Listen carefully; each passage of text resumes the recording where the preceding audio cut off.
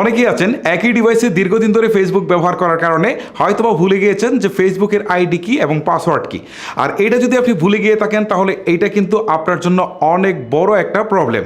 So আপনার আইডিতে যদি কখনো প্রবলেম হয় তখন আপনি কিন্তু সেই আইডিটাকে আর রিকভারি করতে পারবেন না।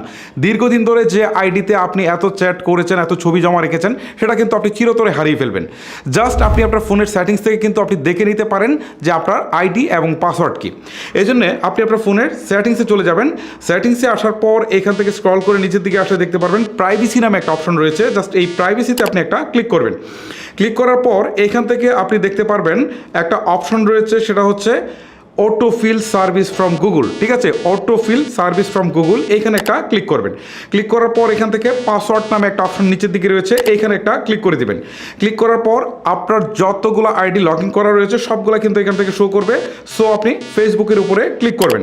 ক্লিক করার পর আপনার এটা আপনি আনলক করে নেবেন যদি আনলক করার দরকার হয় আর কি। ওকে, সো আনলক করার পর আপনি দেখতে পারবেন আপনার ফেসবুকের আইডি এবং পাসওয়ার্ড দুটোই কিন্তু দেখাচ্ছে।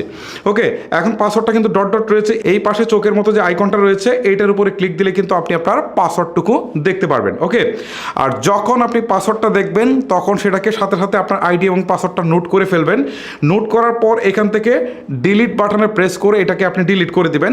কেন ডিলিট করে দিবেন সেটা আমি আপনাদেরকে বলছি। কারণ আপনার ফোনটা যদি অন্য কারো হাতে যায় আর কেউ যদি আপনার এই আইডি এবং পাসওয়ার্ড দেখে ফেলে, পরবর্তীতে কিন্তু সে আপনার ফেসবুক আইডিতে লগ ইন করে ফেলবে।